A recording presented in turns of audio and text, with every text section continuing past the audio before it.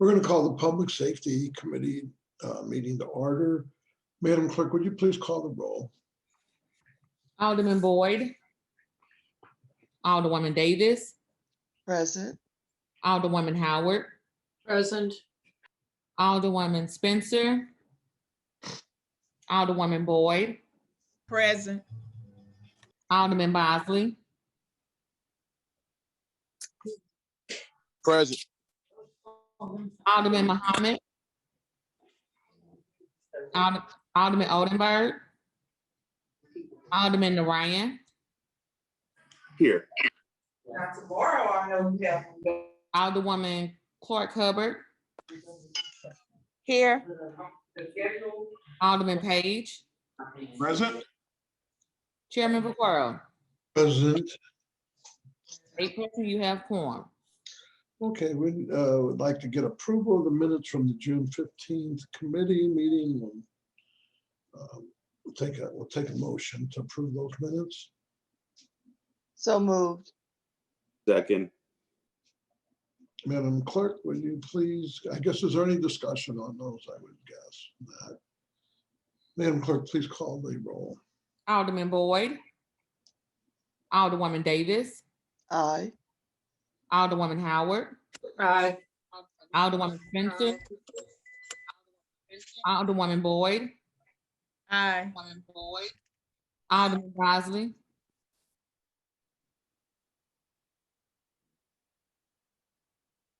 Alderman Muhammad. Aye. I'm sorry, was that Alderman Bosley or Alderman Muhammad? That was Alderman Muhammad. Thank you. Alderman Oldenburg. Alderman Narayan. Aye. Alderwoman Clark Hubbard. Aye. Alderman Page. If you can hear me, my signal is fading in and out. Alderman Vaquero. aye. Alderman Boyd. Alderwoman Spencer. Alderman Bosley. He's there. I don't, I thought he's saying aye, but. My signal is fading in and out. Oh, okay. Aye. okay, thank you. Okay. Alderman Oldenburg. 9 aye votes. Okay. So the only thing we're going to have today is Board Bill number 1. And I think Alderwoman Rice, if you want to go ahead and present your board bill. We do have some speakers, and in the Google Drive, we have some letters of support and one against, and speakers for and against. So Alderwoman Rice. Thank you, Mr. Chairman. Thank you, members of the committee. I am here to present Board Bill 31 today, and I have a committee substitute that you all should have received more than 24 hours ago and should be in the Google Drive. And I would like the committee's permission to put Board Bill 31 committee substitute in front of us. So we need a motion to put that the committee substitute in front of us. Mr. Chairman, I make the motion to put committee substitute for Board Bill 31 in front of the committee. Second. Second. Okay. And Previous row. okay, and then hearing no objection to previous roll, go ahead with committee substitute. Great, thank you so much. And thank you. We had some minor tweaks that needed to happen through conversations with Public Safety Department and the police, and some of the folks that were advocating on behalf of the special taxing districts. So those are what the main changes are in the bill, and you do have a redlined copy. So overarchingly though, I'd like to talk about what it is that this bill is.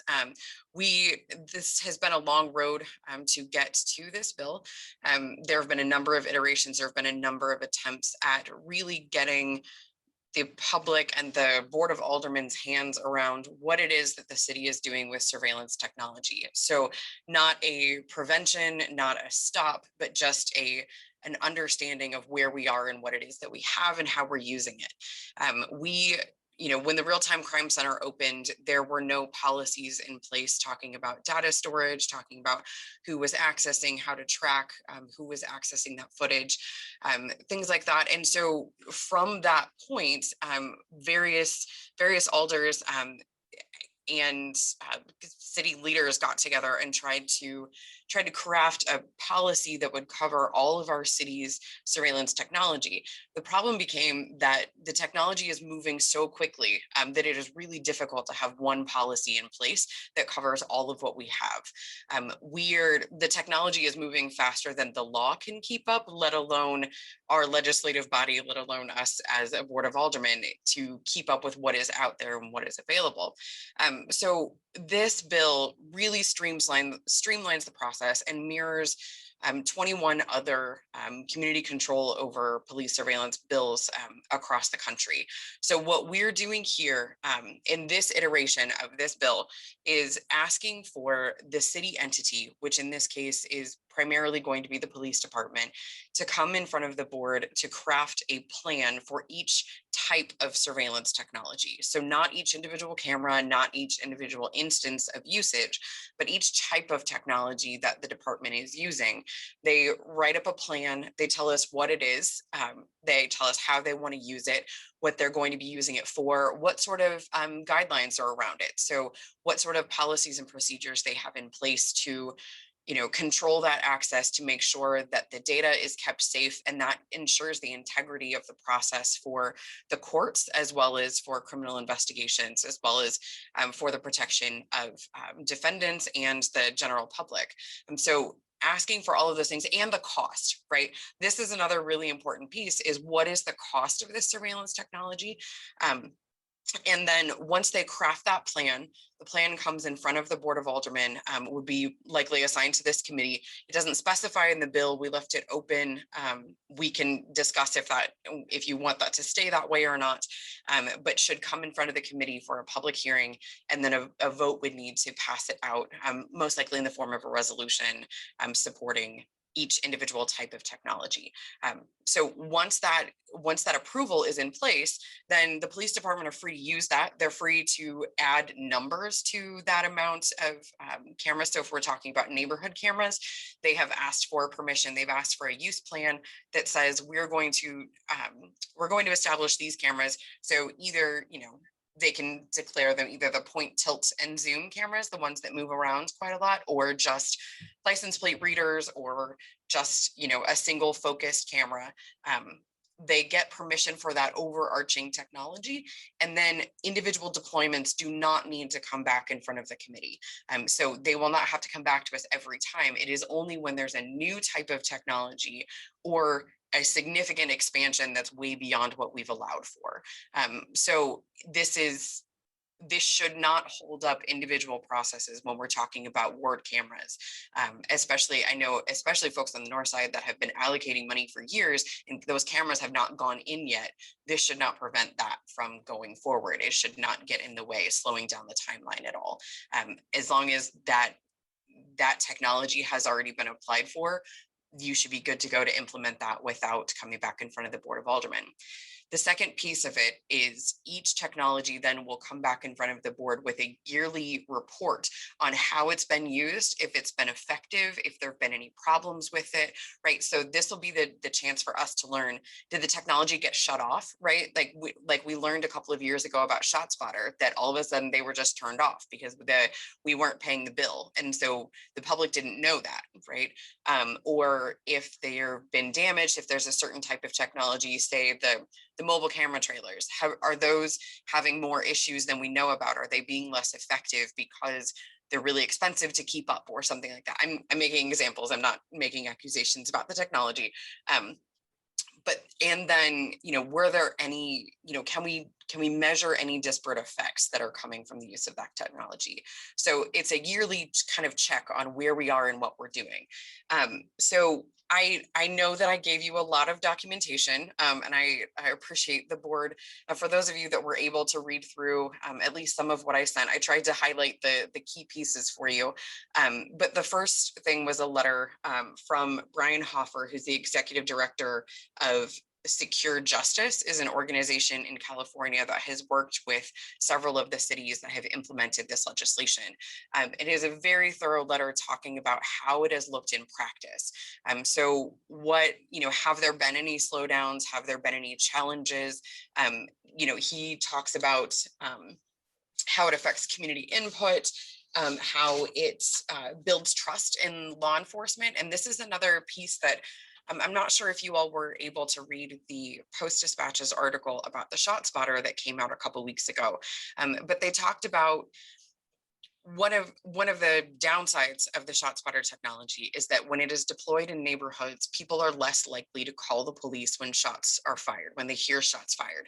And that human element has been shown to be very crucial to actually getting to the scene and finding victims if they're there, or finding perpetrators, and investigating a situation after the fact. Because the ShotSpotter is only pinging the sound, it can't see anything else, it's not doing anything else. And so when folks say, oh, well, the technology there, and they don't also make that phone call to the police, then the police are having a harder time doing their jobs. And so we're deploying police resources in a way that is not as effective. So technology can be a tool, it can be a supplemental tool, but unless the public is engaged on what we have and understanding how it works, it is a less effective tool than it would be if we were publicly engaged on what it was that we had. The other piece is, conserving administrative resources. So the more technology we roll out, the more expensive it gets to store that data, to manage that data, to get that data to defense attorneys and to the prosecuting attorneys. All of that gets more expensive. And so this is one of those ways that we can keep an eye on the cost and decide whether that's an effective use of our money, right? Is it working? Is it not working? One other comment that Brian made that I thought was especially important is he said, I cannot state this strongly enough. There are no downsides to operating under this model.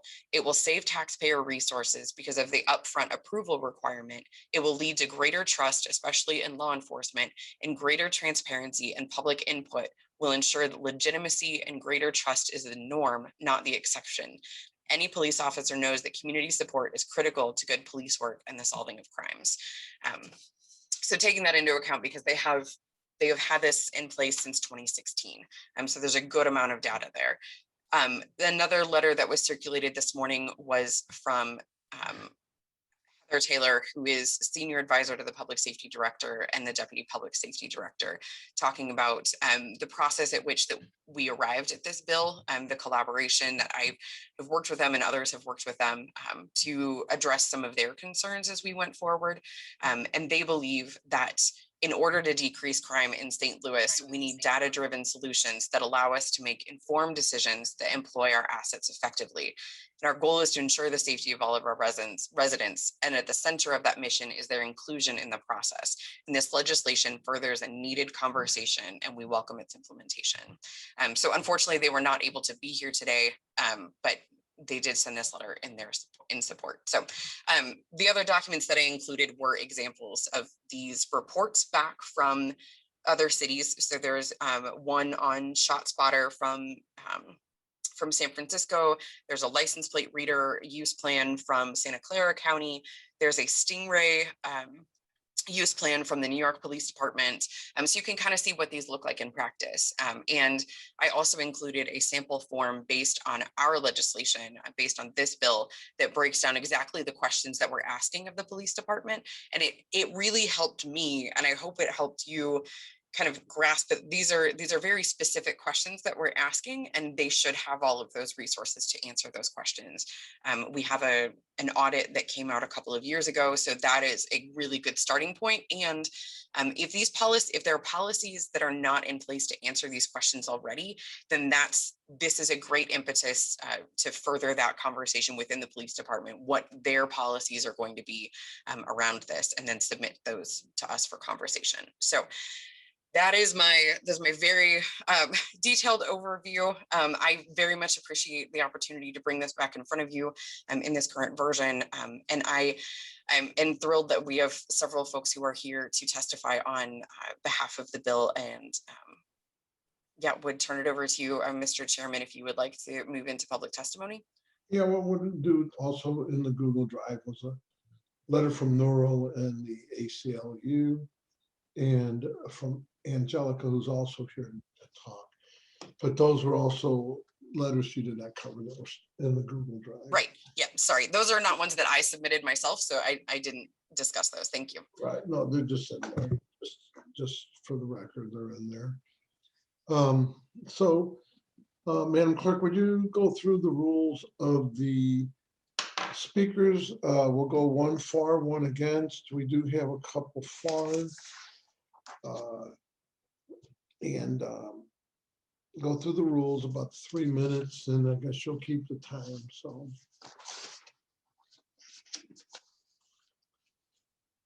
Oh, are you with us? Yes, I am. Okay. After the presentation of a bill at any public hearing, those identified as proponents or opponents and those with no position shall be heard alternately. All persons who wish to testify at a public hearing shall sign a list which shall be made available by the chair of the committee. The initial presentation of any witness shall be 3 minutes or another length of time set by the committee chair. It shall be no longer than 5 minutes except with the permission of the committee chair. Any witness may respond to questions by members of the committee for any additional period of time determined by the committee chair. Any witness may submit written testimony to the committee at any time prior to the conclusion of the hearing on the bill or resolution. A list of names and addresses of all persons who testify at a public hearing in support, in opposition, or with no opinion to any bill or resolution, and a copy of each written testimony submission shall be kept by the clerk as public record and shall be available to the member of the committee and members of the Board of Aldermen when they consider each bill. Okay. So we're gonna go back and forth here. So we'll start with someone speaking for the bill is Matthew Vitale. Matthew, you're up. Excuse me, Chairman Vaccaro, Yes. you are giving them 3 minutes, correct? Yeah, 3 minutes, and if you could time it. I would Got it. appreciate it. Thank you. And just to let the speakers know, I will be letting them know at a minute that they have a minute left to speak. Okay, thank you. Hi, can you all hear me? Yes. All right, great. Hi, I am a resident of the 16th Ward speaking in favor of Board Bill 31.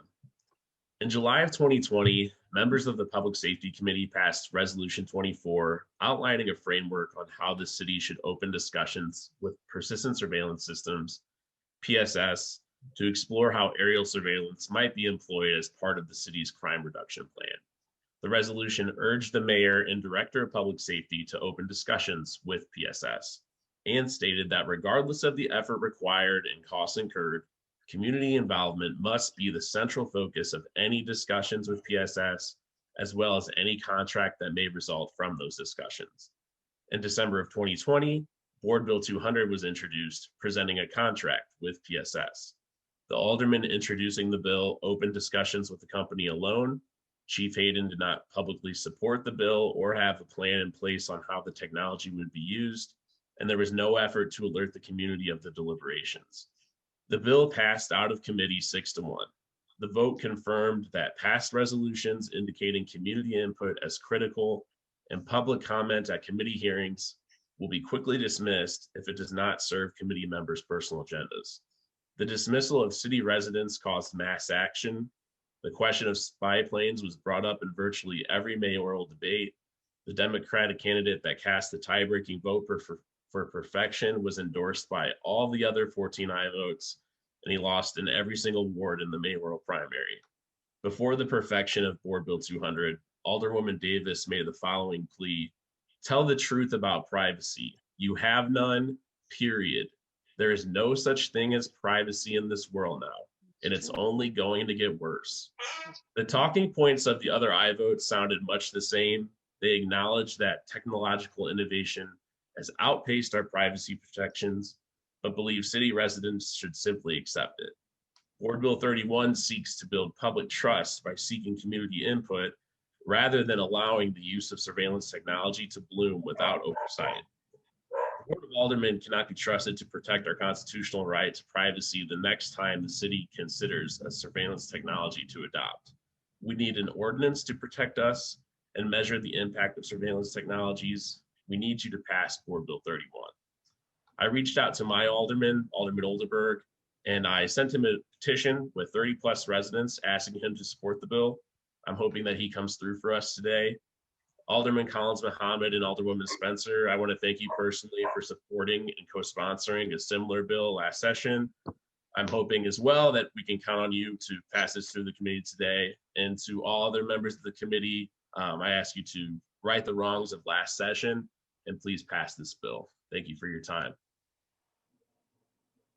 Thank you. We're gonna go speaking in favor of the bill. Let me see the name, because it comes up as Angel Ware. I think it's Angelica. Angelica, are you with us? I think that was a written testimony that asked to be read, and that is in the drive. Okay, because it came up here as that she was going to sign in. So we'll just move on from it. Because she's on the speaking agenda that I got a list this morning, but it's in the Google Drive for those that want to read it. So we'll go to there was one other one in favor, and then we'll just go right down the list.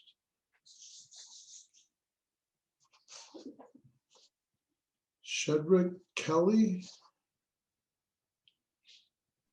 Hi. Yes, Shedrick Kelly, I am here. I am in favor of, and I'm a resident of the 7th Ward. I just wanted to let you know that I am in favor of Board Bill 31. The biggest piece is from a community transparency perspective.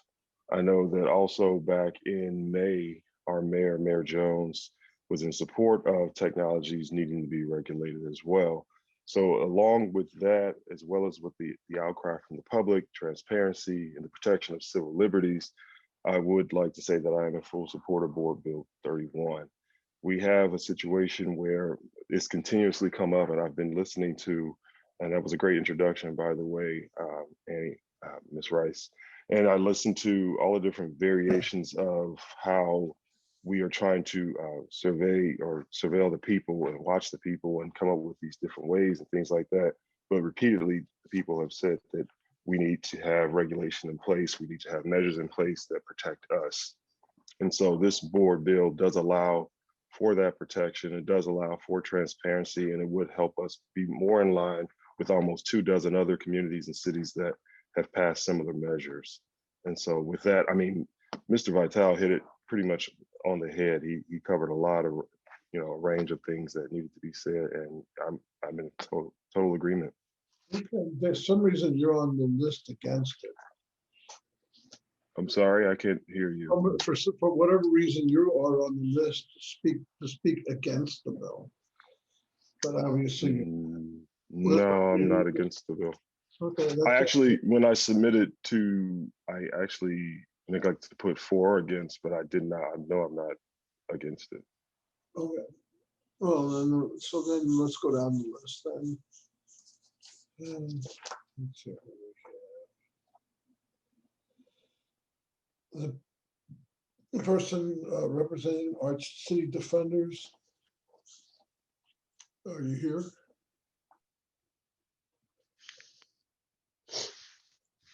Inez? Yes, I am Inez. Thank you. Good morning. My name is Inez Bordeaux. I am a resident of the 9th Ward. I'm also the manager of community collaborations at Arch City Defenders. And we are here today in support of Board Bill 31. We support transparency and the community having a say-so in when, why, and how surveillance is used in our communities. And that's the biggest point. Transparency is important, and the community having a say-so in anything that affects our communities is our #1 priority, as evidenced through all of the work that we do. Number two, the big issue for us is with surveillance, the efficacy of it. Does it actually work? Because not all ideas are good ideas, which we witnessed last session with the whole spy plane debacle. Just because something is presented doesn't mean it's a good idea and it's something that the community wants. So we want to know, does the technology, the surveillance technology that is being, considered or offered, does it actually work? Is it worth the millions of dollars that we're going to spend on it? Does it actually work, or does it just suck millions of dollars and resources away from the city budget that could be used in a much more substantive way?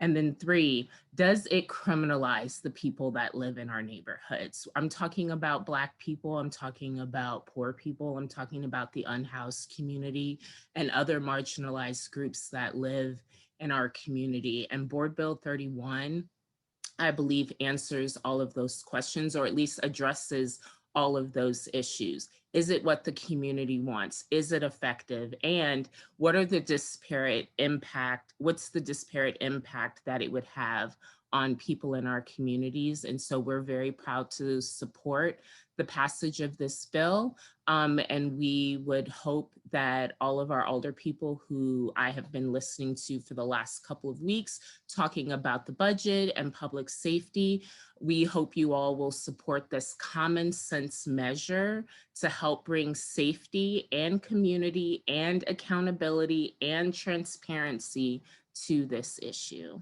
Thank you.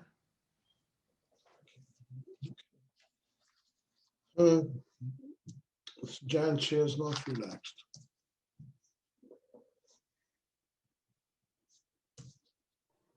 Okay, I just want to clarify that I'm another speaker in favor, so I wanted to make. We sure. only have, all the speakers are in favor. Okay. Even though he just was on the wrong. Okay. Well, thank you, committee members, for hearing our testimony today. I've spoken to this committee before on the issue, and most of you know I've followed and supported this bill for quite some time. I'm here as a representative of the Coalition Against Police Crimes and Repression, and we decided to get involved in supporting this bill when it was under the sponsorship of Alderman Kennedy. We've watched the bill progress, for several years now since that time. One of the great things about the legislative process is that bills get improved from the input that happens along the way, and this bill has had its road to follow in that direction. I think it's much improved from its original version, from all the input that has been given to it. Very early on, under the leadership of Alderman Kennedy, we met with the Black Caucus and listened to the concerns of the Black Caucus and the concerns about crime in the neighborhoods, and tried to answer those concerns. Specific amendments that have been in the bill ever since were in direct response to the input we got from the Black Caucus. We've also, again, under the leadership of our sponsors, met with the special tax districts and listened to them and met them halfway. I think they're satisfied now that this is a bill that will not impede their efforts to fight crime in their specific neighborhoods. We've met with the past and current directors of public safety, and we now have the current director's support for this bill. And along the way, we created a sample form to kind of winnow out the details of whether or not this was burdensome for folks to fill out, and think that we've streamlined the process and made it manageable for the police and other agencies to respond. We've also met with many of you, with many individual members of the Board of Alders, and gotten input from you and changed the bill as a result. 1 minute. So I hope that as we move forward, the questions that you will consider is that, given the vast proliferation of surveillance technology, would the transparency and public discussion of issues raised be beneficial? And we think that we need leadership from the Board of Alders to have that discussion and make sure we're setting good community standards. Also, does the bill present a reasonable framework for that to happen? And you've seen from that letter from Brian Hoffer that this is not burdensome on communities. And we think the BOA is the right group to lead this because you are the closest representatives of the people and the communities. And finally, is it beneficial for the city to scrutinize surveillance technology to see if it's beneficial and is it effective on a cost-benefit basis? All these technologies come from private companies who give a sales pitch to the city wanting to sell their technology, and those sales pitches don't always, pan out to, the programs are not as perfect as they might seem to be. We've seen that with PSS, persistent surveillance, and with ShotSpotter, that their effectiveness is much more gray and needs to have discussion. So for all those reasons, I hope you'll support Board Bill 31. Thanks. Dave Madison.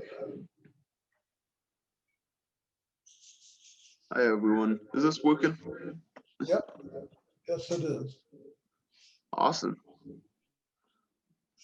All right. My name is David Matheson. I'm an incoming senior at WashU, and I live just off Skinker in the 28th Ward. I'm here today with the ACLU of Missouri.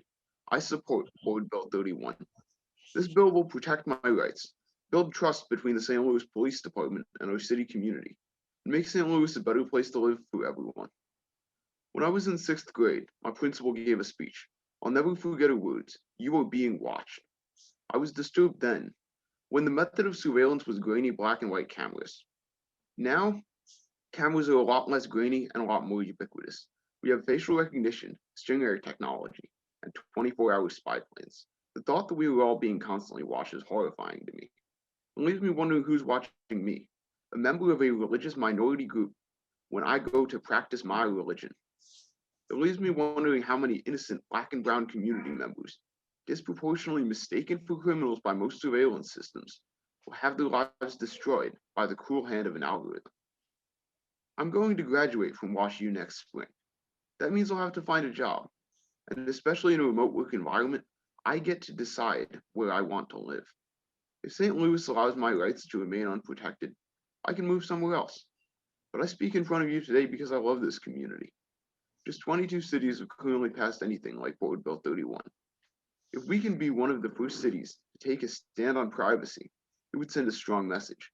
The city of St. Louis is protecting its people. That would make me, and many other students like me, want to stay here. Board Bill 31 empowers the Board of Alders to oversee surveillance programs, prevent surveillance discrimination, and assess surveillance for cost effectiveness. It empowers the community with transparency and public input. This bill will effectively reform the currently unchecked power of surveillance technology in a way that benefits both our government and our community. Because of that, I am proud to support Board Bill 31. Thank you to the Board of Alders for your time. Thank you. Is it Danielle? Hi. From the ACLU, I'm sure. Not right, but go for it. You're up. Correct. Honorable members of the Board of Aldermen, thank you for allowing me to present testimony today. My name is Danielle Spradley, and I'm the Communications Associate with the ACLU of Missouri. And I'm a resident of the 9th Ward. The ACLU of Missouri defends civil liberties and the principles of equality and justice in Missouri. We have over 15,000 members statewide and 1,300 right here in St. Louis. I want to start by addressing some of your concerns and set the record straight. This bill is about transparency and promoting community ownership of our public safety programs and ensuring the residents of St. Louis's civil liberties are protected and free from abuse. This doesn't hinder crime fighting tools.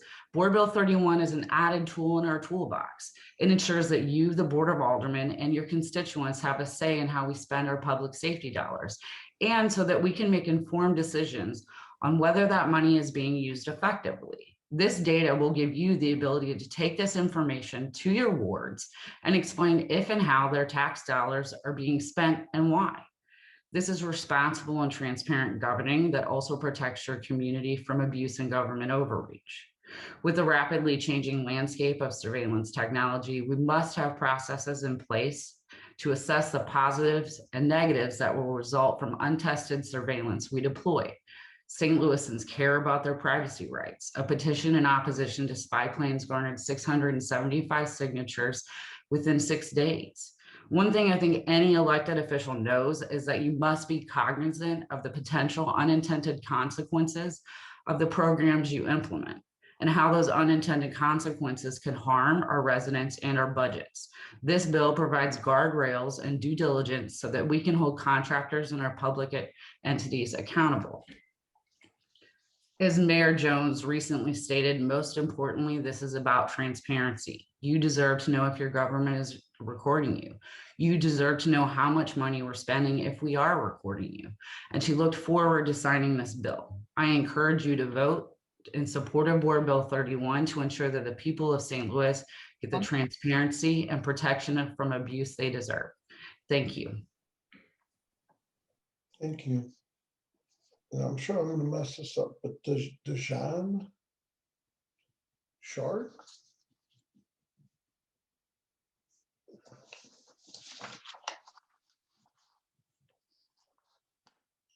D-A-J-A-U-N, Dejan Shark. It looks like that one is also a written testimony in the drive. Okay. And signed up as a speaker. Okay, then Sarah Baker. Excuse me, Sarah Baker. Bless you, Chairman Vaccaro, and hello, honorable members of the committee. It's a delight to speak before you today. My name is Sarah Baker. I'm speaking in my private capacity as a resident of the 20th Ward, and I'm delighted to be here before you today. I want to go over a few things of which this bill is not. Board Bill 31 is not an effort that's going to stop individuals from putting up cameras in their ward. There's actually a specific provision around new surveillance technology on page 2, lines 16 through 20, that makes sure that a camera program, once approved, can add additional cameras without having to come back before the board. This program is also not burdensome to the individuals who will go forward in implementing it. It cultivates transparency. And Brian Hofer added in his letter that no program in California had been permanently rejected based on the CCOPS framework. Instead, what happened was that outside subject matters and experts provided feedback to the staff's proposed use, which usually resulted in several amendments intended to increase the protection of our civil liberties or relieve administrative burden. So we can see how it works in other municipalities across the country, in 21 municipalities to be precise. What it is a simple government accountability measure. It's putting before you a cost-benefit analysis. The biggest benefit we have in St. Louis, the biggest thing that we want to do is decrease crime and save lives. I think we share that goal across the board to make St. Louis a safer place for its residents. BB 31 can help do that because it's going to allow us to measure what's effective in combating crime and what's not living up to the goal of combating crime and making St. Louisians safer. In ShotSpotter's case in particular, we can see that many of the instances in San Diego, for example, that ShotSpotter was used to, resulted in taking police to places where the ShotSpotter was then found to be an unfounded claim. What that means is we wasted police time. We sent them to areas where a jackhammer was going on or where a nail gun was happening rather than an actual shot being spotted, as the machine says it will do, and as the company will tell you it will do. But what we need to be able to do in St. Louis is see, is this actually working or not? Does it have the benefit we need it to have to our communities? If not, is there a way that our resource can be better spent to uphold our fundamental goal of saving lives and doing it as effectively as possible and as quickly as possible as we work towards that goal? So I thank you for taking the time for approaching this conversation with open minds, and I look forward to any and all of your questions as we proceed through this process. Thanks so much. Thank you. Thank you. So, Madam Clerk, there were 2 written testimony. Well, I didn't show them as written, but can you go ahead and read those both in? Just those 2. Give me just a second. Okay. Because I have it up on my other computer and I'm trying to find them over here. They're showing up as speakers.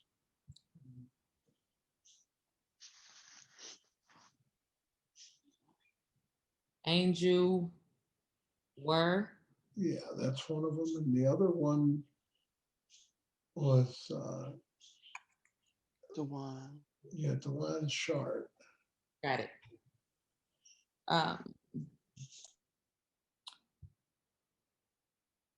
Hi, everyone. My name is Angelica Ware, city resident of the 23rd Ward.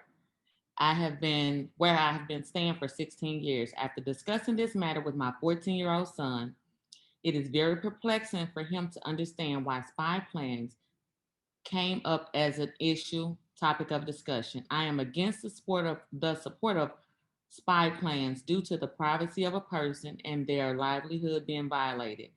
Furthermore, there are other innovative ways to catch individuals who decide to find those who break the rules or laws. Thank you very much, Angelica. Change to the subject. And then the other one from, Dewan Short. yeah. My name is Dewan Short. I'm a resident of the 17th Ward, and I would like to submit a comment in support of Board Bill 31. Technologies are advancing at a rate so quickly that state and federal laws are having a hard time keeping up with them. Because of this, private companies are opposed to take advantage and exploit the loopholes for financial gains, regardless of civic rights of the citizens of St. Louis. I am for Board Bill 31 because we, the citizens, deserve to know what data is being collected, how the data is being collected, and where the data is being sent, who is analyzing the data, and how long the data is being stored. In the words of our mayor, it's time to put public safety back. It's time to put public back in public safety. Thank you. Thank you. I appreciate that. I'm gonna go down the list of committee members. Alderman Boyd, have you joined us yet? I don't know, he might be at another meeting. So we'll go down the list. Be Alderwoman Davis. Mr. Chairman, I don't know if I really have any questions. It appears as though there's been more work done, but there still is more work to be done because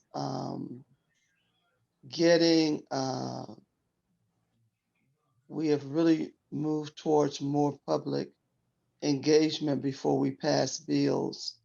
And I guess for me, I just need a little bit more public engagement, most especially from North St. Louis. So that's the only thing. And I don't even know how much of that at this moment, but I do know that it needs to happen. And it probably needs to be in a more purposeful process. Because most of those neighborhoods have safety committees. And so they could go through those. Most of them have block units. And they're in what they call areas. And so like area E, area F, they could, because they meet on a regular basis. So you have a place to go and make sure you're engaging with residents of North St. Louis. So let me think about it for a second. I'm gonna jump over to my other meeting. I'm gonna come back in about 5 minutes or 10 minutes, okay? We'll go down the list. Be Alderwoman Carol Howard. I just, agree with all of the Alderwoman from the 19th as far as more public comment. Also, I guess my question is, all of this is coming before us. Who is to bring this before us, and who's, this is a framework for just bringing the technology before us. Who's to decide how that technology, it just seems like there's a lot of loose ends here. And I mean, is it the police? Does every bit of technology come before the Board of Aldermen? I know it's very specific on those things that are not transmissible, but I just, I wonder, you know, if we do not have even data from the police department, do we have the staffing to do this? You know, I really am concerned about how do we employ the police we want more police on the streets, but then, you know, we're asking them to do this type of thing. So where would this fit into? Would it be the police? Would it be public safety? Would there be another entity that would bring this to us? How would that work? I'm not seeing that. Sure, I'm happy to answer your questions, Alderwoman Howard. So these would be brought to us by the police department, by the city entity as defined in the bill. They would bring these forward for their different technologies. And that's the way that it's deployed in other cities as well. So since the police department is the one who is utilizing the technology, so the license plate readers would be an example, the ShotSpotter would be an example. You know, I don't know, we don't have a full disclosed list of how many different types of technologies or surveillance technologies specifically that the SLMPD uses. That might be in the audit report that came out a couple of years ago. There were some holes in that audit report, but that might be helpful information there as to what different types of technology we have. But yes, the police department would be bringing that because they are the ones that have those contracts in place. So there's a lot of what we are asking for in the use plans is what they should be operating off of, which should be internal procedures and internal safeguards that are already in place for them. So a lot of this should be in existence already, and it should not be a large administrative burden. And most of the cities, I believe the letter from Brian Hoffer said that no one needed to hire any new staff in order to meet the burdens of these bills. I'm sorry. Has anyone engaged with either? Yes. I know you've engaged with the Director of Public Safety, the new Director of Public Safety. Has anyone engaged with the police department? Yes. And I guess the other issue is, what about those technologies that are already deployed? Yeah, absolutely. So yes, we did speak with Chief Hayden and Captain Feig, who was the former director of the Real-Time Crime Center, and Lieutenant McAteer, who is the current director of the Real-Time Crime Center. So we've had discussions with them. We've made some amendments based on some of those conversations. And they're, you know, I will say they were great to work with and to try to get answers from, try to collaborate with. You know, I think anytime we are asking for more oversight from police departments, we always get some pushback. So I don't want to speak on their behalf, but I don't want to say they're 100% behind this, because I don't know any police departments that get 100% behind oversight bills. And your second question was, I'm sorry, I just blanked. What was your second question? I asked who was engaged with this, and then what about the already in place. Technology already is deployed. Yes. Yep. So technologies already deployed are covered in the bill as well. That is under, there's a timeline that exists in the bill. I believe it's section 4. So section 4, page 10. So the review of pre-existing uses. So this says no later than 150 days following the effective date of this ordinance. So once it's signed into law and goes into effect, then any city entity seeking to continue the use must commence this process. So then there is also another step in there that says if the board has not approved the continuing use within 180 days after that submission, then they have to stop, which they have to stop using the technology, which ends up being about 330 days from the time of passage, which should be more than enough time to get a use plan to us on these technologies. I would feel more comfortable if we had some members from the tech, the real-time crime center and police department to testify. I think that, the testimony at this point is a little lopsided. So if we could get some of them in here, I might be able to support this. So, but thank you very much for all your work. This looks pretty good. But I think we need to have more conversations with the people that are actually going to be bringing this to us. So thank you. Thank you. Thank you. Alderwoman Kara Spencer, you're here. Thank you, Mr. Chair. I just want to thank all the speakers for speaking and sharing their thoughts with us today. We didn't read the letter from Heather Taylor and Dr. Isom, to my knowledge, but I wanted to thank them for submitting their thoughts and their testimony in written form to the committee. I don't have any questions at this time. They've been addressed at this point. So that's all I have, Mr. Chair. Thank you. Alderwoman Pam Boyd. Thank you, Mr. Chair, and thank you, Alderwoman Rice. But the questions that I have is pretty much what Alderwoman Davis and Howard had, because I heard John say that he spoke to Terry Kennedy, but nobody has approached the Black Caucus since Terry Kennedy was the chair of the Black Caucus. And so I just think that's unfair. And then nobody on this call that is speaking in favor of this bill lives north of Delmore. And so in the 27th ward, I can speak, we have a safety committee and nobody's contacted those people. So I would feel more comfortable if we had more a level representation in regards to opinions on this bill, because I just think that just like justice, this information is lopsided.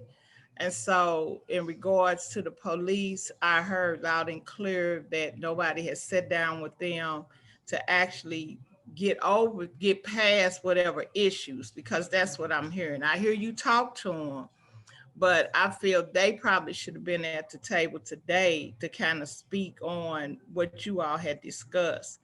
And so right now, I just think it's more work that has to be done.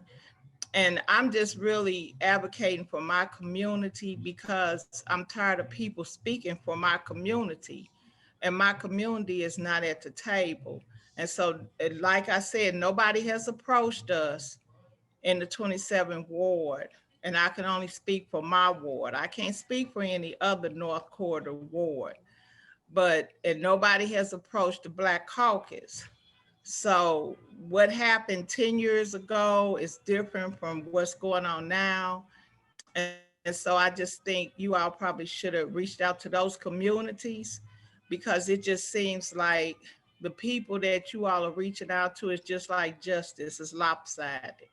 And so it's just one part of town that's speaking on regards to this, and the other part of town is being neglected or ignored. And I just think that's disrespectful for my community. So, right now, I just think we got some more work to do.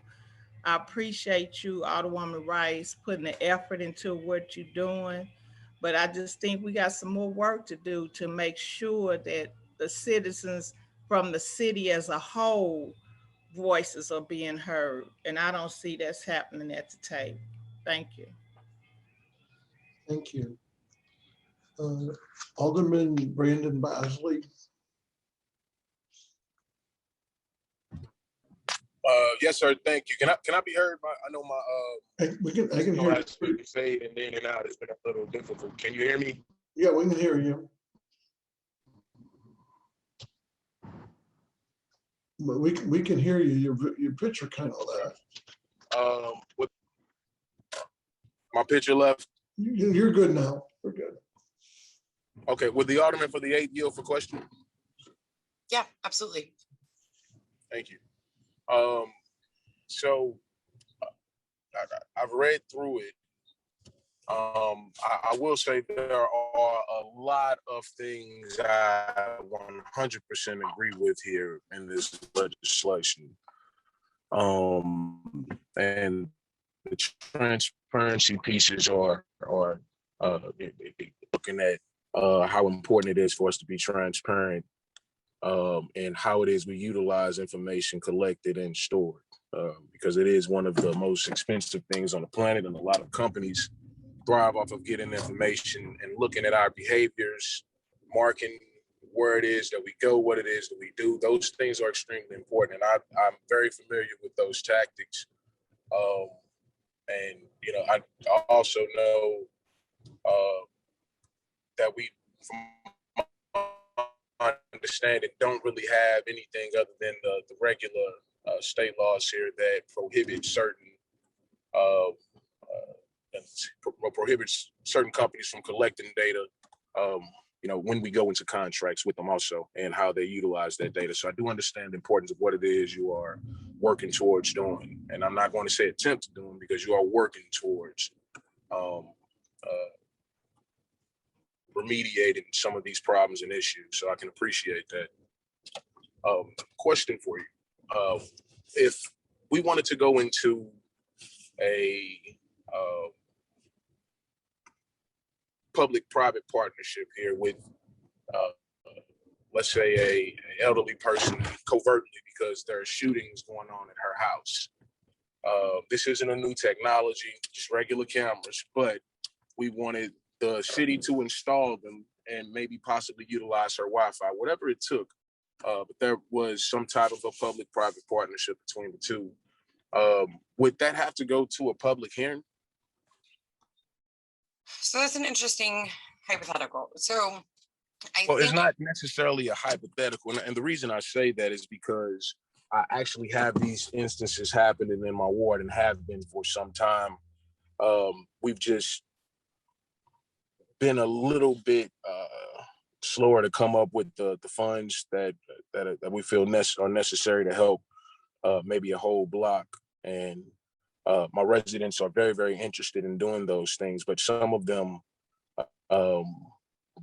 would definitely would not like to be put out front while doing those things. So that's the reason why I asked, but I didn't give you a chance to ask. My apologies.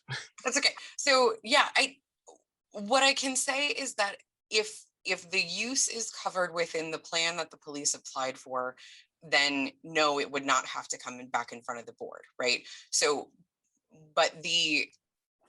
so if you were talking about cameras that are paid for by, ward capital funds, or however those are paid for, that are the same type of technology that is utilized in other areas of the city, and that it falls within the policies and procedures that were described in that first use plan, then no, that does not need to come in front of the board for its own approval process.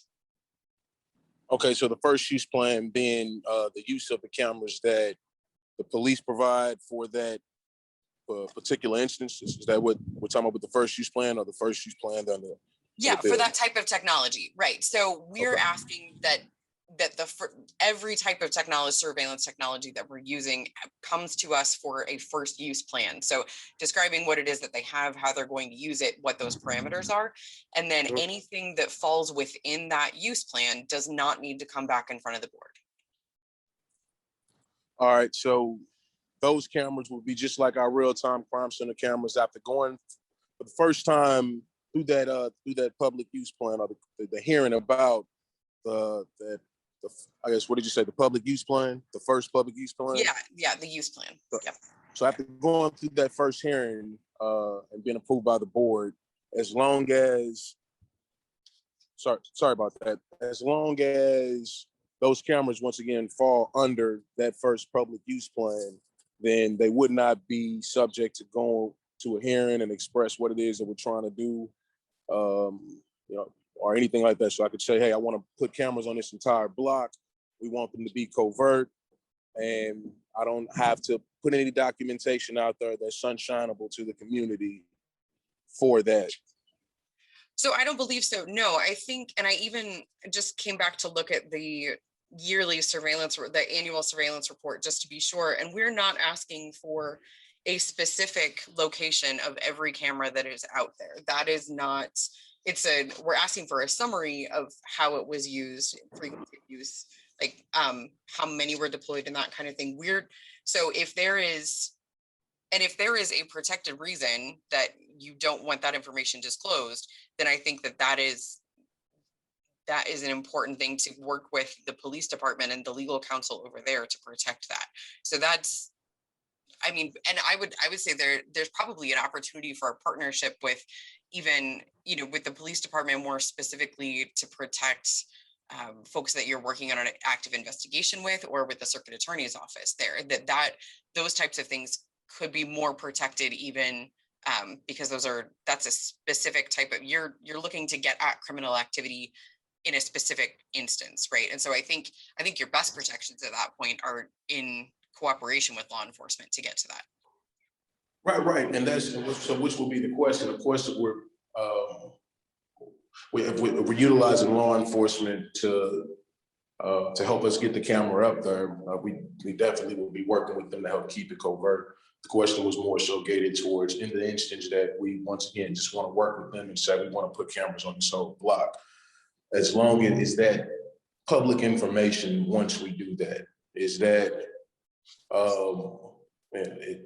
no, so as long as it's the same type of technology, then no, like there's not a requirement that we have an exact placement of every single camera that is going out, or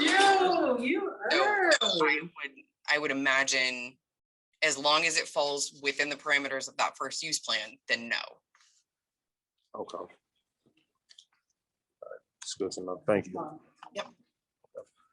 So also, I don't know, we're looking at kind of newish technologies, and can you walk me through that process? If I saw something and I said, hey, this could really benefit my neighborhood, I've talked to my residents about it. They seem to think that this is something that can work. And they'd like to entertain the idea of us utilizing our capital funds to, install or utilize this technology that we, don't have in the city.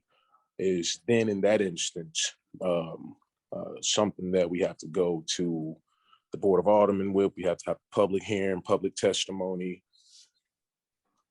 Well, okay, so I want to separate out that we are not intervening with the contractual process between a private company and the city of St. Louis, right? Like we have ordinances and guidelines around how it is that money is spent and contracts are signed with private companies to do business in the city of St. Louis, right? So this is not getting at that at all. But the key here is looking at the definition of a city entity. So any agency, department, bureau, unit, or commission of the city of St. Louis. So like that is who is required to come in front of us for these plans. So if it's a private organization that isn't using city money, that isn't a city entity, then they don't have to come in front of us for this process. If you are doing it as an official city process, then yes, and it's a new technology, then yes, you would need to submit for this process. But the process itself is not 330 days long. You would put together a use plan for that type of technology that it is you're going to use, that would come in front of the board. Okay, right. So that's what I kind of thought and figured. So the reason I asked that, and so I mean to say this as respectfully as possible. Some of us live in areas where every single day you hear people screaming because somebody got shot. You hear gunshots. You are constantly getting down on the ground based on, maybe you heard a firecracker and thought it was a gunshot. There's a lot happening. And when you have those things happening every single day, you're always looking for an innovative way to kind of deal with those things, because we already see that a lot of what's happening right now is, it's not really helping. We try many, many things across the city, and the residents always come back and say, nobody's doing nothing. You're not helping. But, these type of conversations are what it is that we are trying to do, is try to bring some type of plan here to the city that works for us when we finally do get something that does work.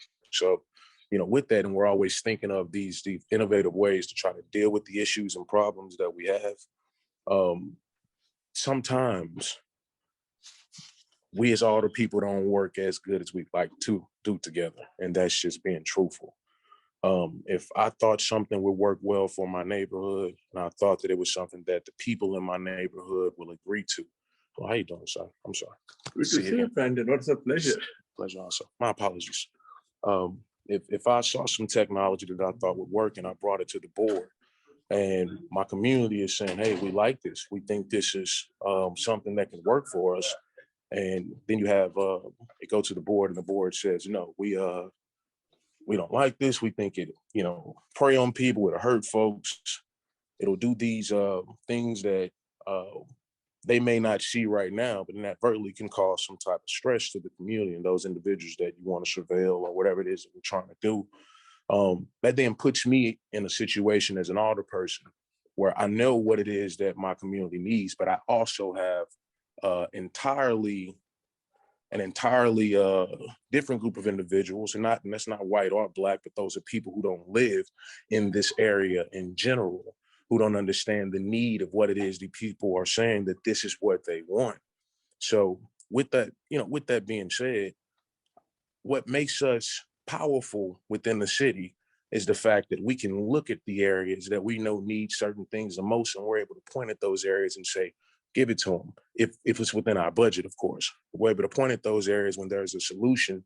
When there's a problem, we believe we have a solution to it, and it's within our budget to be able to handle it. We can say, go take care of that. We don't have to come to the board for it.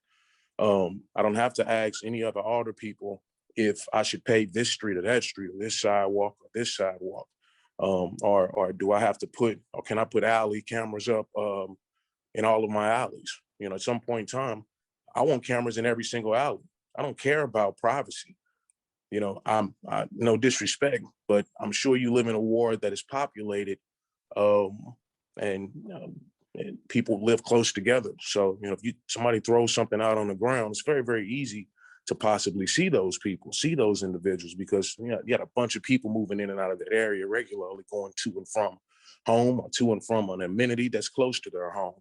So it's much, much likely that you'll catch somebody and people will stay away from doing particular things in areas where they'll get caught at. Our areas are much, much different. I have repeat dumping sometimes in areas every single night. As soon as we get it dropped down, it gets picked back up. Now, I'm not saying that this bill will prohibit me from putting cameras up at all. But what I am saying is there will come a technology one day, because I'm gonna find it, hopefully, that can help us with this dumping problem, help us with this dumping issue. And it probably is going to utilize surveillance. It probably will utilize cameras, but I don't want to have to go to 27 other people and ask them for permission to do something that I know for sure my ward needs now. It needs today. I don't want to have to go to a hearing and talk to individuals who don't live in the ward about what it is that they believe that this can do for people who are driving through the ward. Or I don't want my car to be seen because I don't live in this area. I don't live on these blocks, but if I drive through, nobody should be surveilling me. But you don't live in the community. The community is saying we want to be surveilled. We want to surveil ourselves. We want the police to surveil us. Whoever it is need to see these shootings and homicides. It's not forever. It's not something that we want to be. We don't want to live under an iron thumb. We don't want to live under the eye in the sky. None of us want that. We hate the idea of even having to have cameras. It's stressful, but it's as stressful or even more stressful every night not knowing where these bullets are coming from. It's even more stressful every night trying to figure out how it is your children can play outside, and in the event somebody hits them, a car comes down the street, something happens that you don't want to happen, you can catch these people.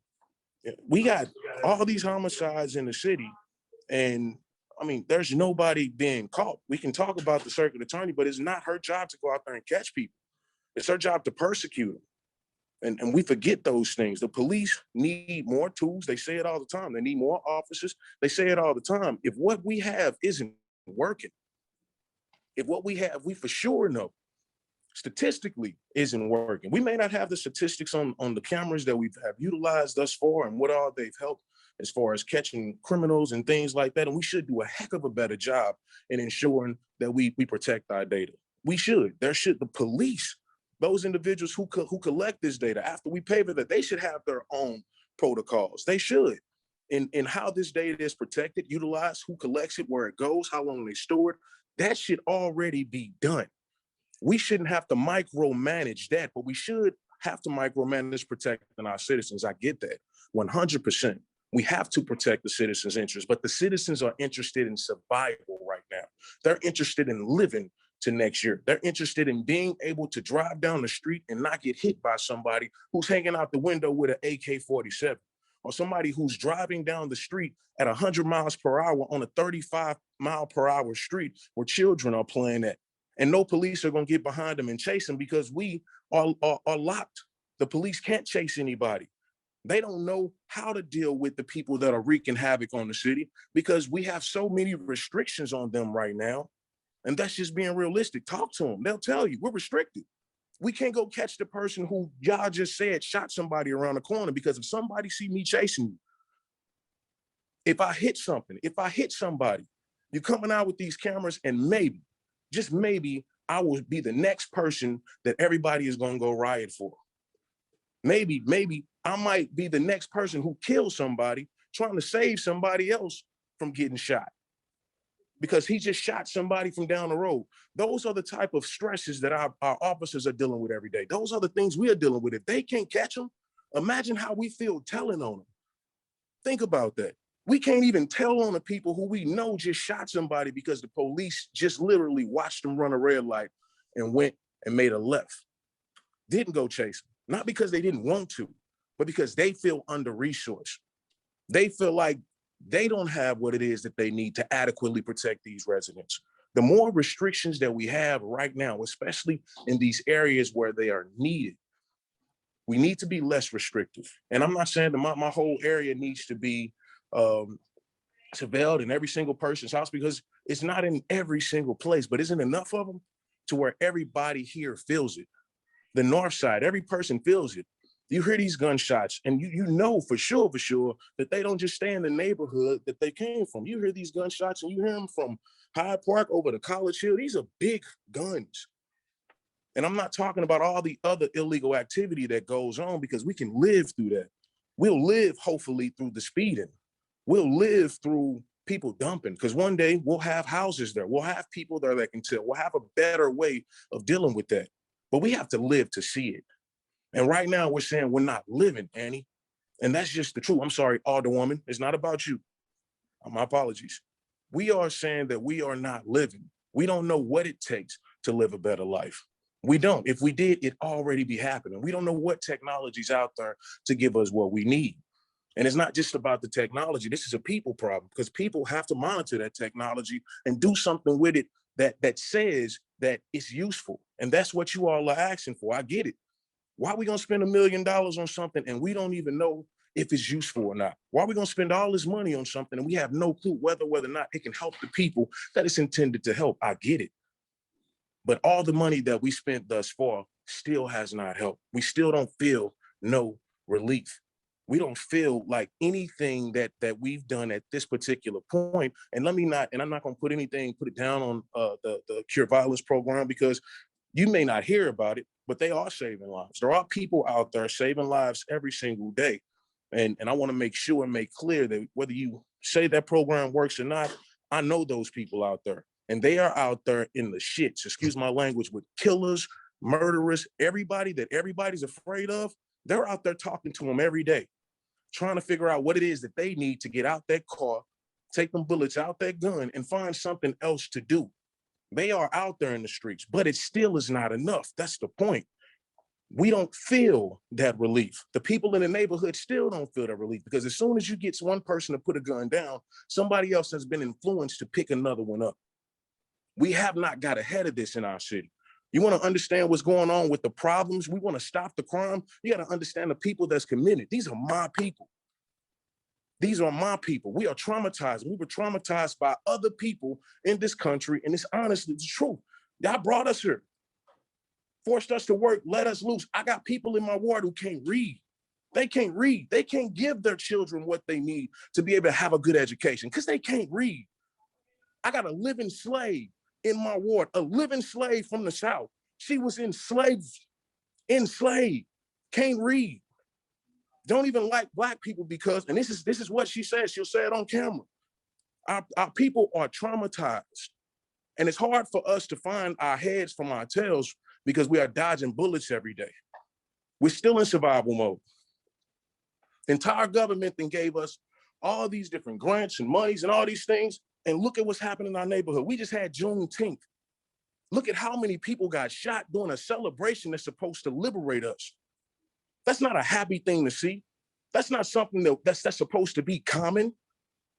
That shouldn't be something that we look at and see on camera and say, oh man, that's them Black people again. No, that's not them Black people again. We are lost. We need help, and we need to have the ability to govern ourselves to the point where we have the freedom to say what is needed for now. One day it won't be like this because at least, well, not at least, hopefully we'll get to a place where there's more peace in our communities. And I'm confident that that'll happen. Very, very confident. But we need the time to figure it out. We just start getting all these government subsidies. We don't use all these government grants. This just started happening. Everybody's interested in how to help Black people now. All that is amazing. We need the help, but we also need you to listen. We need you to be what, and just being honest, what everybody has not been doing for all these years. Listen to us.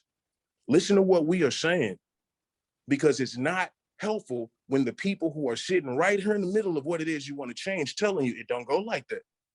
I'm telling you, it ain't gonna work that way. It ain't gonna work this way. There are things that we have to do within these communities before we start putting restrictions on them. And this is not the time to restrict them. So what I would do is I would specifically ask, therefore, I won't continue to hold this up. Just remove the third ward. You all can do whatever it is that you like to do, but let's make an amendment and we'll remove my geographical boundaries. I think that's a fair shake. I'm not saying that I won't vote for your bill now. I just need my ward to be removed. My people need resources right now. And I need to be able to look at any innovative way on this planet that can help them. And I don't want to come to you. I don't want to come to any older person who is not living through what I'm living through every night and ask them for permission to save my community. Ask them for permission to try to do something that I believe can do great things for my people. And that's the white folks in my community, the Bosnians we got in my community, the Africans, the African Americans, the Muslims, all of us. Every single person that lives here feels what I feel right now. And they tell me regularly, Bosley, you come up with it, we running with it. Whatever it is, they don't want restrictions. Not right now. The time will come for it. It will, especially with the NGA being right there. We definitely need to have something in the pipeline. But right now, I'm just saying, remove my people from it, remove my ward from it, give us the ability to figure out what works for us right now. Because right now, we're willing to try it all. And this money that came, whatever it is they can come up with, within reason, I'm shooting for the stars. And I don't want to have any restrictions. And it's hard for everybody to come and rally with us. These people have jobs. Everybody has a job. Not to say, you know, your folks don't have jobs, but people are at work. People have children. People have a lot of different things that are going on. So it's hard for them to show up in the hundreds when we need them to show up. It's hard for them to be here at the time, sometimes when we need them to be here the most, to express to you all how important it is for them, how important it is for you to understand where it is that we are coming from and why it is we feel this way. Because this isn't just Alderman Bosley talking. This is a resident that has become an alderman within the area that I live in. So from my residential place, from me being a resident, aside from being a politician or somebody who's in politics, I'm tired of dodging bullets. I'm tired of people getting shot in my ward and I can't do nothing but say, I don't know. I'm sorry, but we gonna figure something out. I'm tired of saying we gonna figure something out. I am, but I know we are. And I know I have to continue to say that, but I don't wanna have to utilize, I don't wanna have to feel like I'm restricted in figuring those things out. I don't wanna tell them to go and research and look for this and look for that, but remember, there's no but remembers. Let your mind run wonder, because when you're dead, it can't remember. It can't do nothing. When them bullets coming through your house at night and they coming through your refrigerators, which is happening, they coming through your gutters, your mind is running wild all night because the possibilities are endless in what can happen because those bullets don't have names on them. My people need to be able to think freely. and figure things out from a non-stressful point without being restricted or feeling restricted. And I need the same. So just remove the third ward. I appreciate you. I appreciate the hard work you are doing. And I know that you all mean nothing but the best. Thank you. Thank you. Actually, the vice chairman's joined us. So Vice Chairman Boyd, would you want to wait toward the end, or did you want to comment now? Due to my tardiness, I'll wait to the end. Thank you, Mr. Chairman. Okay, no, thank you. John, next would be John Collins Muhammad. Alderman Muhammad, are you with us? He might have stepped out for a minute because I know he sent me a text. I've been trying to, and then that was so passionate from Alderman Bosley. I'm still, I have, I'll say my comments, but some of us that don't even live in the city who testified, and some of us that live in neighborhoods that people are not being shot every night. I couldn't even imagine. I couldn't even imagine how terrifying that has to be. But let me just go down the list. Alderman Oldenburg's not with us at the minute. Alderman Brett Narayan. Thank you, Mr. Chairman, members of the committee here. I just also want to point out that we did get an email from Clerk Kennedy just a couple minutes back. That is a letter of support on this piece of legislation from Heather Taylor and from Dr. Isom. I just wanted to make sure everyone was aware of that, since we did get it during the testimony here. I'd also like to thank everyone who took time out of their day to come and speak on this. It's a really important part of the legislative process that we hear people's voices, especially when it comes to things of this nature. This bill has been around in various iterations since well before I got down to the Board of Aldermen. And I think ultimately it's bigger than just St. Louis. I think it's really about the American way of life. We've seen over the last several years, fear mongering on the national level, on the local level, at the state level about this fear of this totalitarian government. And one of the biggest issues that people have with totalitarian governments is persistent surveillance and the fear of persistent surveillance. The panopticon is a huge part of how totalitarian governments derive and maintain their power. I know that we can look back, we can remember on how angry we all were.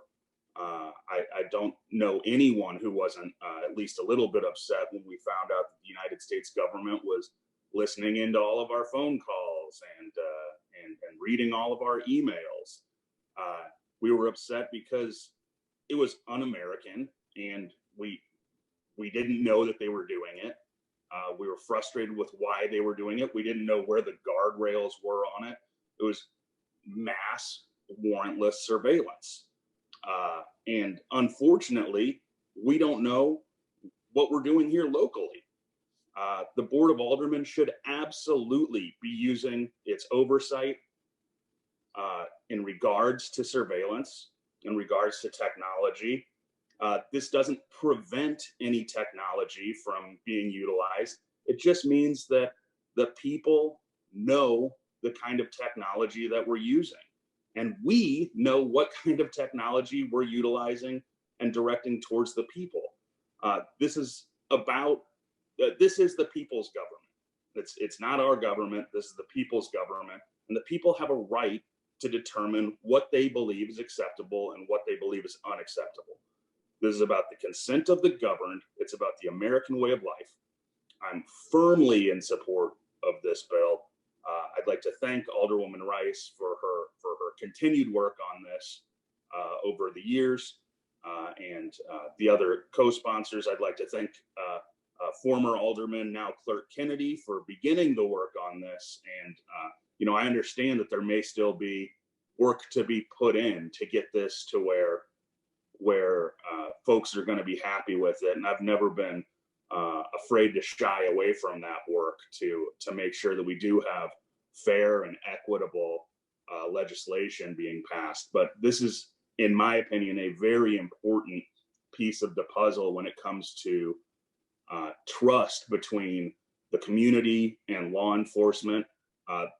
The way to build those bridges is to have trust. And one of the big things that we often talk about is the chasm that has kind of been formed between the general public and the police department and even individual members of law enforcement.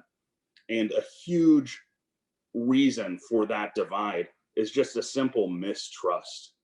And if we can pull people closer together and say, hey, here's the kind of things that we're doing, then it gets rid of some of the conspiracy craziness, for one.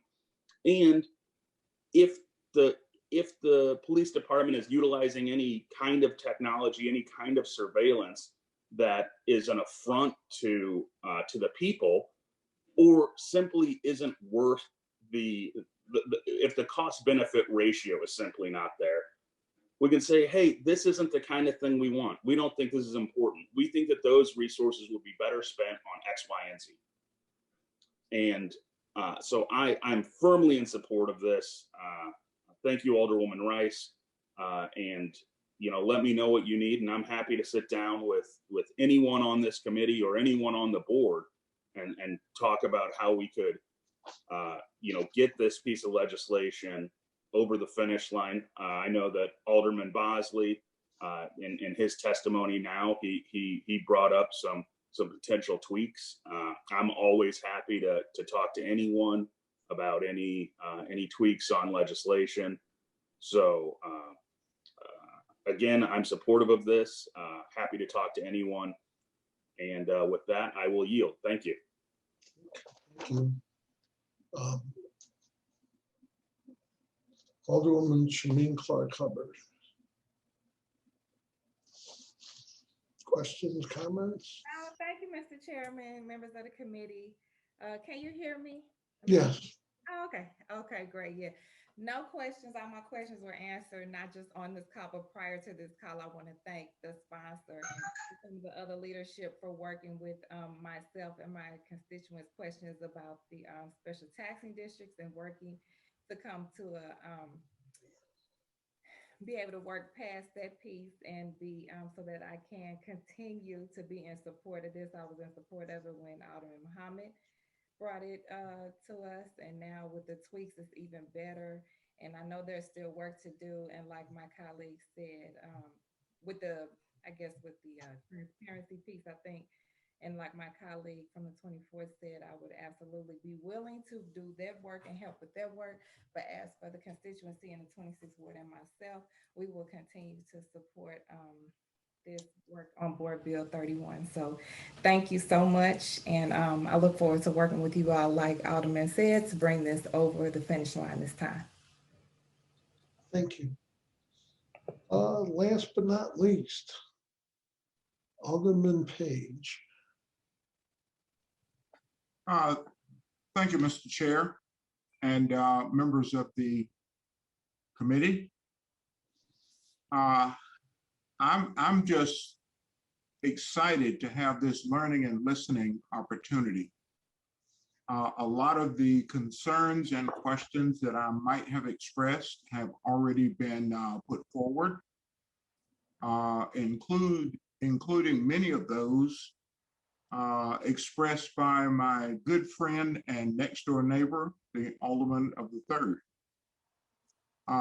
With that, I will continue listening and learning, and I have no further comments or questions at this time?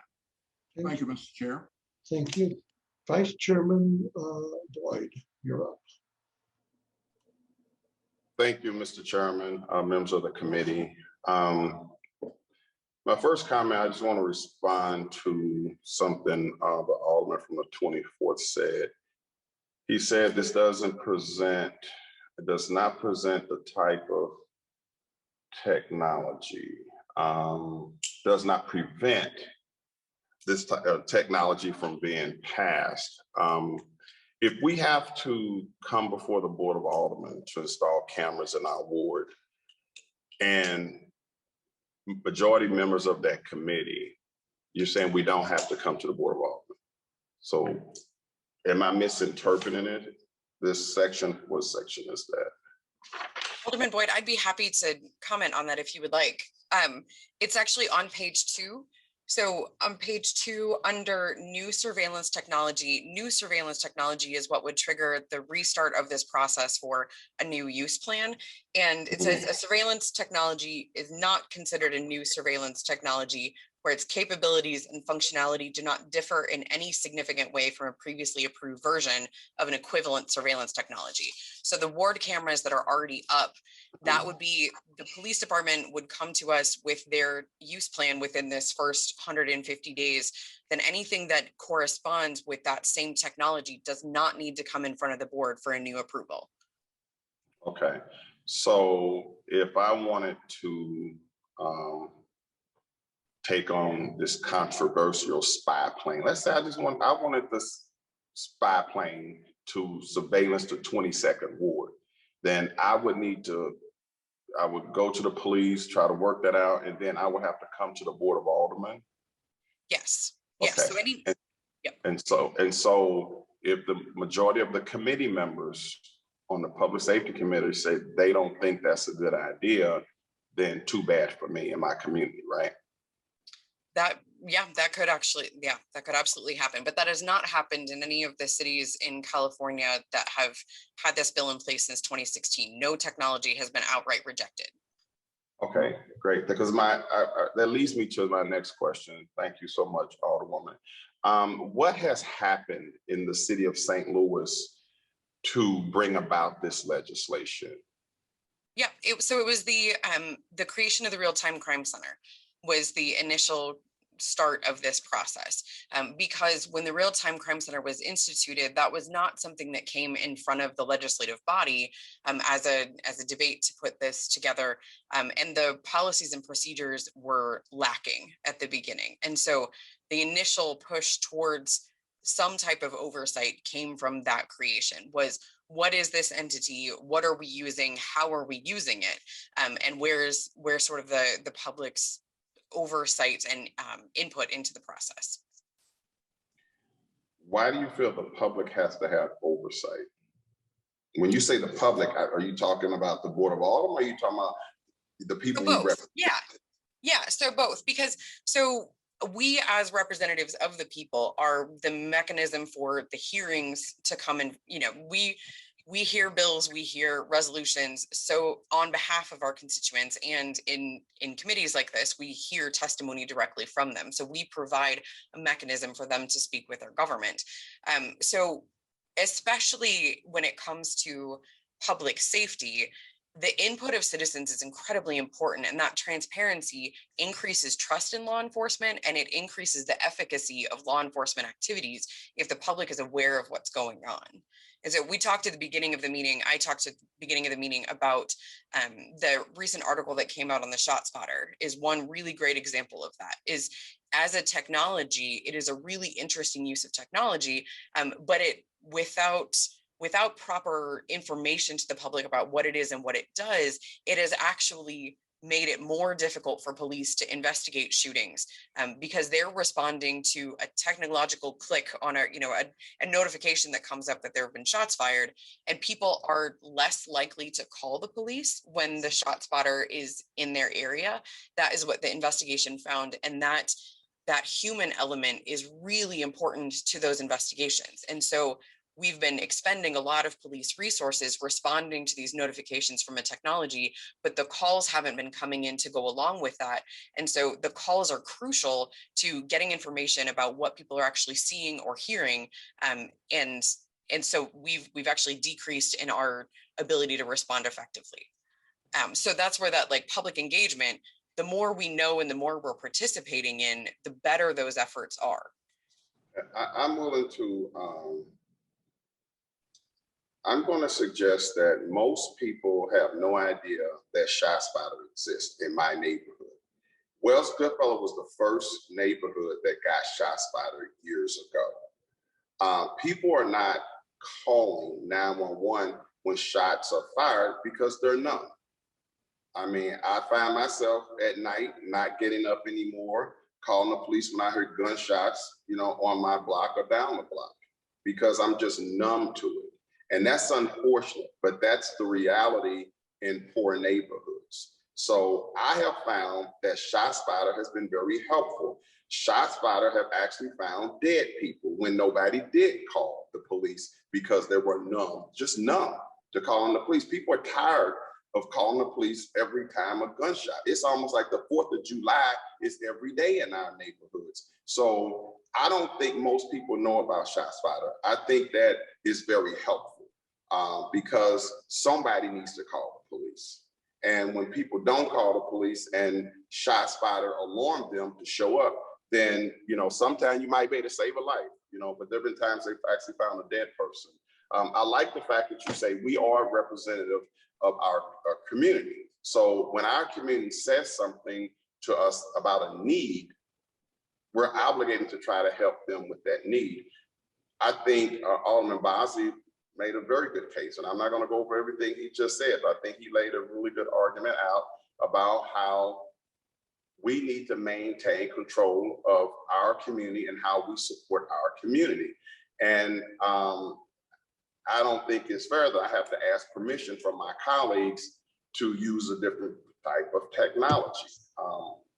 I don't think that's fair. I mean, that's like putting short pants, you know, on aldermen. Let me ask you this, Alderwoman. How many African-American aldermen have worked with you on crafting this legislation?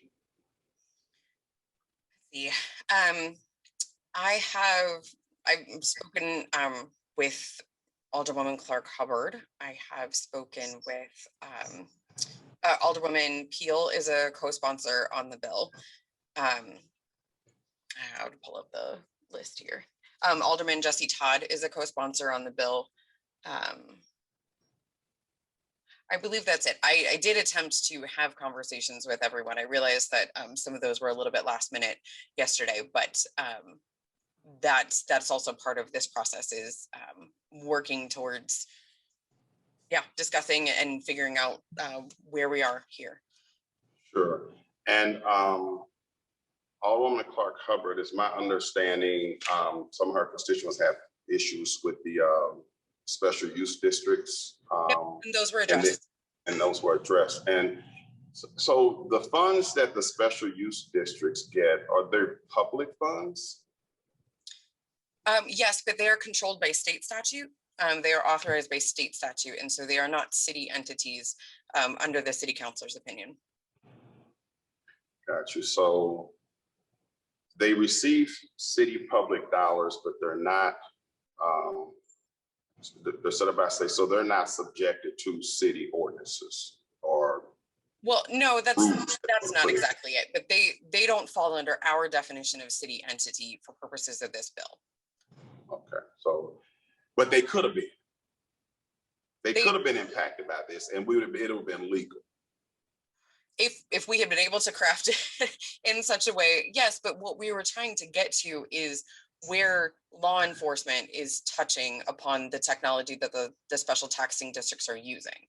And that's what we achieved. So it will be because if the special taxing district cameras are looped into the real-time crime center or systematically accessed by the police department, then the police will be the ones reporting on that use because they're using it for law enforcement actions.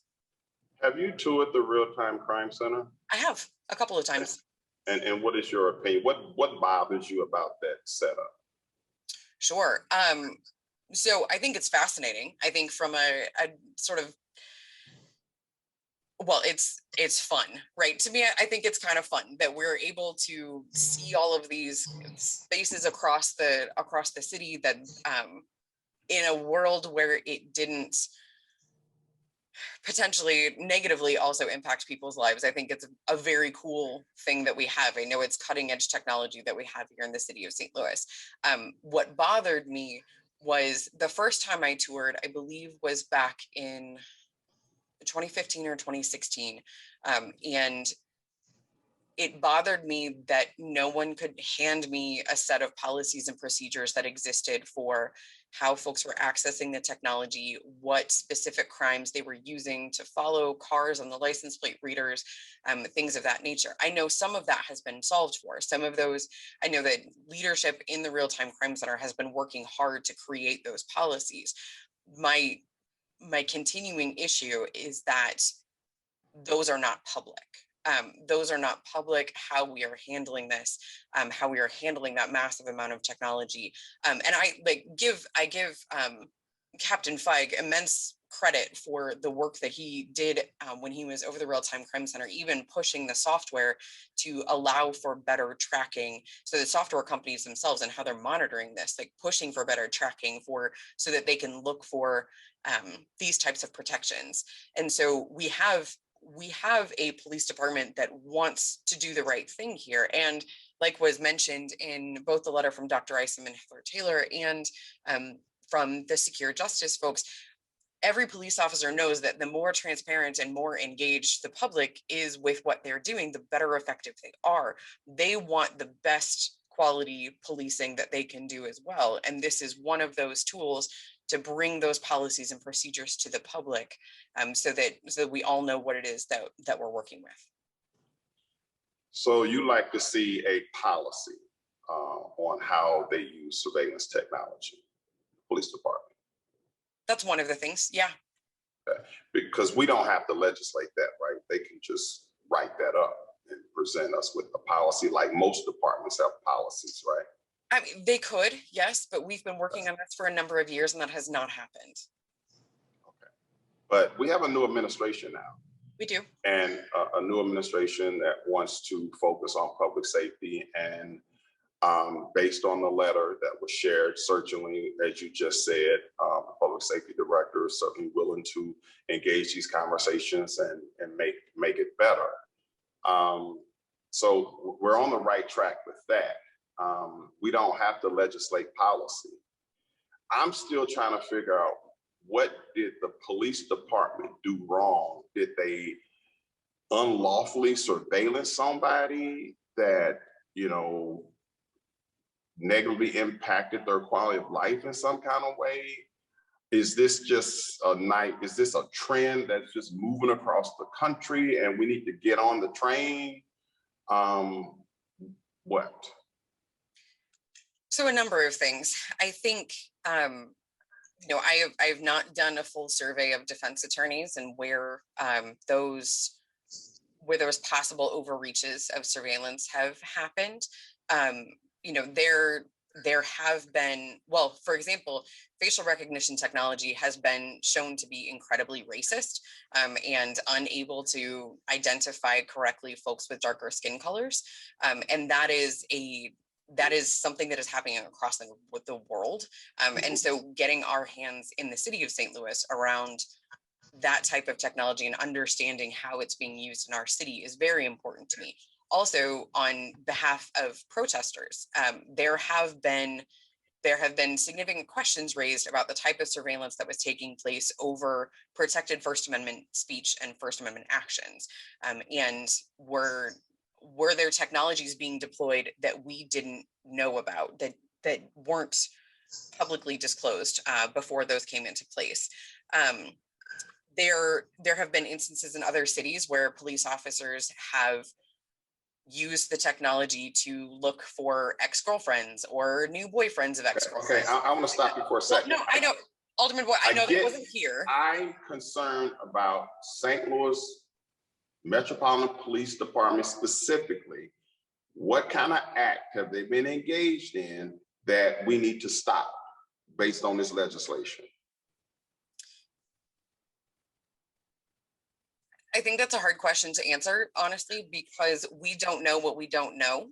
And we are trying to put protections in place so that we prevent those things from happening in the first place, because the damage done can impact someone for the rest of their life if we don't get a handle on where we are right now. And I will also caution, there are lawsuits against our police department for a number of actions that we make the national news for, unfortunately, and that is not good. And the more we can do to bring our law enforcement, our police department into the public sphere, into the light, the more we protect ourselves as a city and our own citizens, that we are policing effectively, we are policing correctly, we are policing in a way that actually protects people.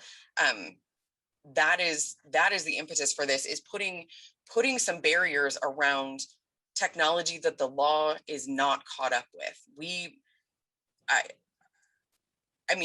There are technologies that are continuing to come out that, yes, are being pitched to law enforcement communities, law enforcement agencies, that if we don't also know, as representatives of the people, right, we have no ability to understand what it is that is being used unless we specifically ask for it. So we're asking on the front end, come to us and talk to us about it in a public way. We give the public access to that, and we decide whether or not this is something that our city has the stomach for. For the most part, we're probably going to say yes. In California, like I said, no technology has been told no. There have been revisions that have happened to use plans, but nothing has been told no. This is just transparency and engagement. So if across the country, most police departments are not being told no, then why do this? Why don't we just get a policy and just have them, adhere to their policy? Why is it so important that we have to have a law? Who decides if they're following their policy or not? Who is following that? Who decides right now if the police department is following its policy?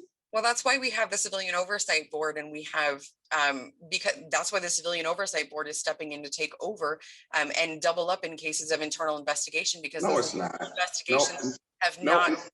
No, it's not. The Oversight Board is taking complaints on issues that people have filed. I'm asking who is monitoring them right now to find out if they follow their policy before something happens. That is a great question. I don't know. And that's one of the things that bothers me. You know why? But you know why you don't know? Because it's none of our business. We don't need to be micromanaging any department in the city of St. Louis. We have professionals that know what they're doing. Not one alderman is a law enforcement officer that I can remember. And so we don't know law enforcement. We don't understand, what they really need in order to effectively do their job. Now, I asked you about, African-American alderman that was working with you on crafting the legislation. What I heard was Alderwoman Clark Hubbard, constituents had some issues, and so you made a modification to it. What I heard was Alderman Jesse Todd signed on to it. What I heard was Alderwoman Peel signed on to it. But it's interesting to me, outside of the alderman from the 19th, that she can speak for herself, the alderman that represents a 90% Black ward are not interested in this. And we're not being listened to. And that's not right. Because you have not convinced me that the St. Louis Metropolitan Police Department is doing anything wrong or illegal against our citizens. I get, and I understand how sometimes we want to get in front of something because it potentially might happen. Because it might happen. But what I'm hearing from you, most of the concern is about policy. How do we deploy the resource that we have currently? Let the public know. Because the majority of the people, the overwhelming majority of the people that I represent, they want more cameras in the alleys. They want more cameras on the street. And you're not going to be able to convince them that it's not a good thing, because people are terrified in my neighborhoods about telling who did what, because there's retaliation. We're interested in saving the lives of the people that we represent, Alderwoman. We're not interested in being having short pants put on us about being able to do something. People are afraid. We hear gunshots every single day. I really wish that some of the people that look like you would move in my neighborhood next week, would just start moving over here and living our life experiences. Then maybe you can empathize with what we experience. Because right now, you could sympathize with us about maybe some of the acts in the past that have wronged Black people. But you cannot empathize with us. You will never be able to understand what it feels like to be Black and afraid in the neighborhood that you live in. A once thriving neighborhood when I was a kid growing up, where we didn't worry about gunshots every day, and you played on vacant lots and learned how to tumble, and you walked to the grocery store and you walked to the department stores. It's not like that anymore. There's a lot of slum and blight. And like Alderman Bosley said, because we have so many vacant lots of buildings, people feel free to just dump trash. And when you see a lot of trash and debris, you can connect it to violence. I'm not supporting this. I don't see how in the world I would ever be able to support this. And I really wish people that look like you, and I'm not trying to be disparaging, would listen more to people that look like me. Thank you. Could I respond on just one piece of that, Alderman Boyd? If you could, the only thing legislation's meeting, I don't want to lose the people here. Sure. I don't intend to be long. If we keep it very short, please. Sure. So the one, we got two people waiting to speak still. I understand. So I just wanted to, I was corrected that there have been lawsuits or there have been prosecutions thrown out because of misuse of surveillance technology in the city of St. Louis. So there was utilization of Stingray cell phone technology that was thrown out because it was improperly used by the police department and it was used in secrecy. So there have been instances of that here in the city of St. Louis. And I have been listening and I maybe 10 minutes just in case. I've been listening carefully today. And what I also want to say is that I do empathize. I understand that I can never have your lived experience, and I will admit that every day, but I do empathize. We have a violent crime problem in the city of St. Louis. There are lots of reasons for that. There are guns flooding our streets that we can't get a handle on. There is poverty. We have people who need things that don't have them. There is anger, there is trauma, there is violence that is leading to all of that. What I want to say that this type of legislation can do is to evaluate what it is that we have. And if it is not working, then let's reallocate those resources. Let's take what we have and try to do new things with it. Try to get to the human needs that people have that are leading us to this place and leading us to this point in the first place. And the technology, the more your constituents know that the technology is there, maybe that helps build them to trust that that law enforcement is actually working with them. Because one of the things that we saw with the planes proposal that came through last year, one of the selling points of that was that they were going to tell everyone that it was there, because that built the trust in law enforcement that was going to lead to people to be more communicative with the law enforcement, to be witnesses in a court of law that need to be there for a prosecution. So I think that is quite a leap for that type of a program, but this is opening up our doors of law enforcement to explain to people what it is that we have and how it's being used to try to work with them. So I don't want to disrupt. I've asked legislation if they would give us 10 minutes, you know, and well, we're waiting for another meeting, man. so I'm trying to get you know, I want to make sure if we're going to vote that we keep everybody together. Alderman, I'm not going to call for a vote today. I think that there needs to be more discussion. So I just wanted to, you know, if there have been years of public engagement on this. If there needs to be more, I would be happy to come to your wards. I would be happy to come to your neighborhood meetings and talk about the bill. We can absolutely do that. And, you know, and I'm sorry. For the other, I know that Alderman Steffens has been waiting to speak. Why don't I let these, and then you can wrap up. And that way people that have to leave can leave. I do want Alderman Steffens and then Alderwoman Davis. So if I could, and that way, you know, and you're certainly welcome to wrap up. I just want to make sure that we're not losing everybody. Alderman Steffens, you had comments to make. Yes, just very briefly, and I will be respectful of time. I am a co-sponsor of this bill, me, Alderman Stevens of the 12th Ward. And I just want to point out that we have both international, national, and local precedent for this. You know, with the Universal Declaration of Human Rights, we have Article 12 governing the usage of arbitrary interference with privacy. In the US Constitution, we have Amendment 4, which absolutely applies to digital usage and digital privacy. And that's the focus that I have with this legislation. It's the digital side of it, not the physical.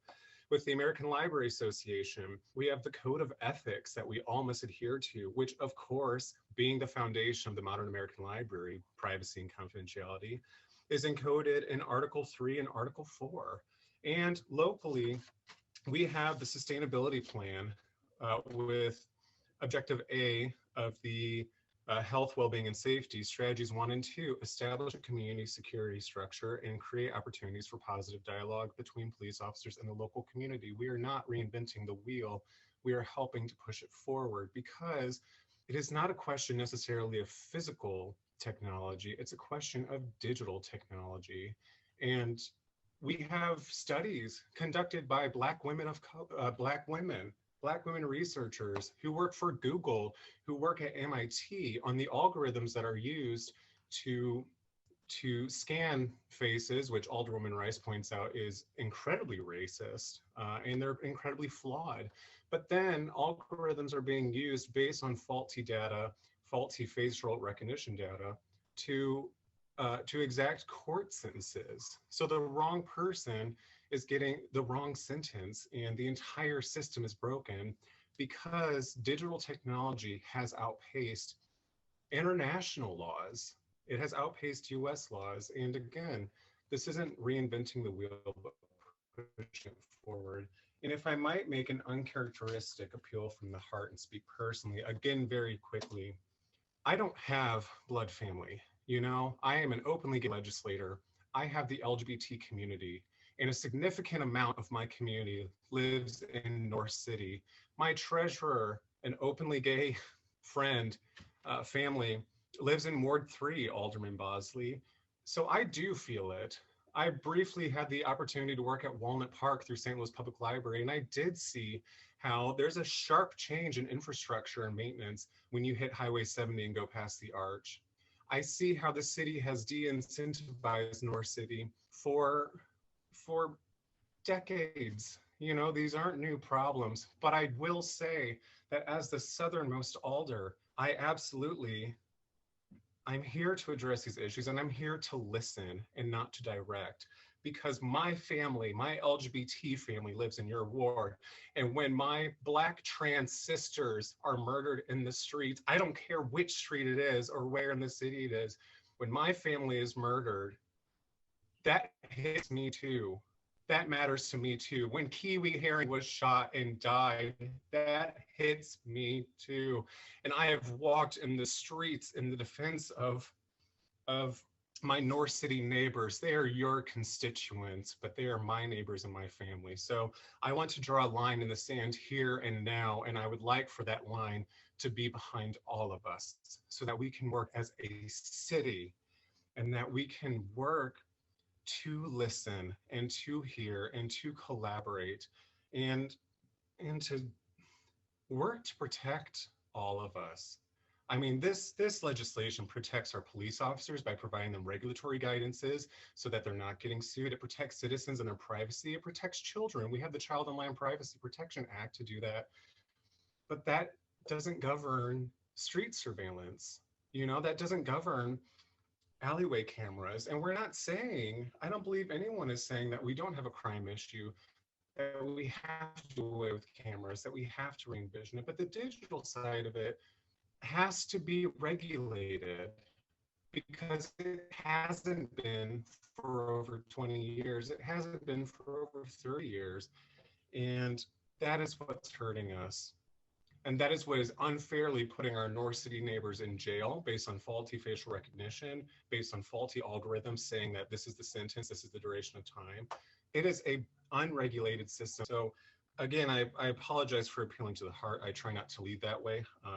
And with that, I yield back, Chair. Thank you. Alderwoman Davis, you're recognized, but please be brief because I asked him for 10 minutes. Thank you very much, Mr. Chairman. I just simply wanted to say I needed to hear everything that I heard. I don't think we're anywhere near being prepared to vote on this. I was glad to hear the alderperson suggest that we not take a vote today. And there's a lot of information that is not known to how the Real Crime Center actually came about. And most people don't know all the community input that was bringing that forward, that brought it forward. And so there's a lot of work for us to do. And then when I think about the FBI, the ATF, the DEA, and other Homeland Security entities that also govern our actions in a lot of ways, I think we do need to slow down and work in conjunction because irregardless to what we pass here locally, it can be override by the state or federal government at any I'm moment. not going to take a vote. Yeah, so I appreciate that. And we If shall you have your continue to quorum, work. I'm going to ask someone else to take over as chair. Well, we have what, 12 members? We need what, 7. 7 for a quorum. So all I have is, Thank you, Alderwoman Davis. I'm just, I'm sure I they'll don't think I come have over. anything more to say, but I'm looking forward to continuing the discussion as we go forward. Thank you all so much for your time today and for listening to the public comment. And please, if you haven't had a chance to read over some of the materials I sent, please do. Thanks. We'll be in touch. Okay. Oh, and make sure we include other than the police department, because there's too many other entities that provide surveillance. Even when they're building commercial buildings where people work, you're just only with the tip of the iceberg. Okay. There's a lot of work to be done. So Joe, I'm sure somebody's going to explain, but I guess this bill we're looking at today is something that we, Thank you. because this is something we do every year. If you're on legislation, standard operating procedure. They're asking us. They only have 3 members and they're waiting. They got legislation. All right, sir. I'm signing off, Mr. Chairman. I'm going to legislation. Alderwoman Rice, did you want to wrap us up? You can. Oh, I just did real briefly while you were talking Okay. with legislation. I just said thank you so much for hearing the testimony today, and we will be in touch with further conversation and more information. So thank you. Okay, just let me know if you need anything. I will. Then we'll look for a motion to adjourn the meeting. So moved. Second. Okay. Thank you all, and thank everyone for showing up and all the public testimony. The meeting is adjourned. Thank you.